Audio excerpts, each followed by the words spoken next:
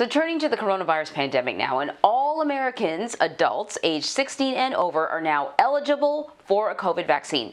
But the encouraging news comes as the U.S. offers new guidance for travelers as cases spike around the world and as Johnson & Johnson suffers another setback. So Laura Podesta is following this story for us. Laura, what can you tell us?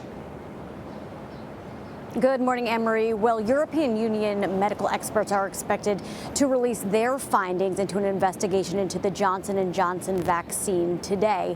This comes at an opportune time because, as you mentioned, surges are happening worldwide. More bad news for Johnson & Johnson and its coronavirus vaccine. The FDA has now ordered this Baltimore plant to stop production of the shot after discovering contamination. But White House Chief Medical Advisor Dr. Anthony Fauci has said he expects the vaccine, which was put on pause last week because of its possible connection to extremely rare blood clots, to continue to be administered by Friday. So what we say to anyone who has doubts about getting a vaccine, we leave it up to you.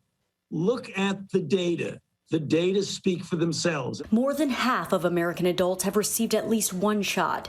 In many parts of the country, Pfizer and Moderna vaccine supply is now outpacing demand. I didn't even have an appointment, and they still got me signed up and got me vaccinated. Medical experts insist getting the shot is imperative as surges continue in several states.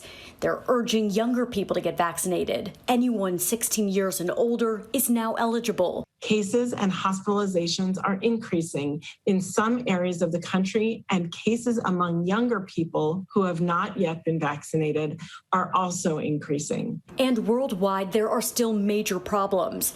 In a statement, the U.S. State Department said roughly 80% of countries would soon be marked at the highest do not travel warning level. That would mean adding around 130 countries to the 34 already on that list. And for those countries, the CDC is advising Americans not to travel if at all avoidable. If you must, you should be fully vaccinated and continue to wear a mask and socially distance. Anne-Marie.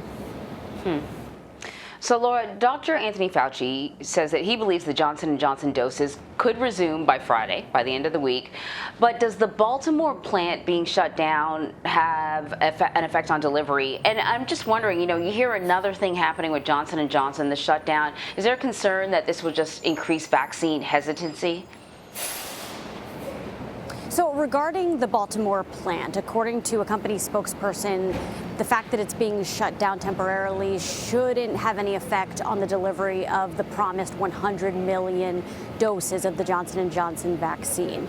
Regarding vaccine hesitancy surrounding the Johnson & Johnson debacle, well, Dr. Fauci was recently on CBS this morning. He said that they're doing a lot to try and combat that hesitancy, including dispatching community groups filled with popular members of the community, such as athletes or clergy members or entertainers, and dispatching those community groups to more rural areas of the country, more conservative areas, in order to get people to feel more comfortable with the idea of getting a shot. Anne-Marie. Right. All right, Laura, thank you very much.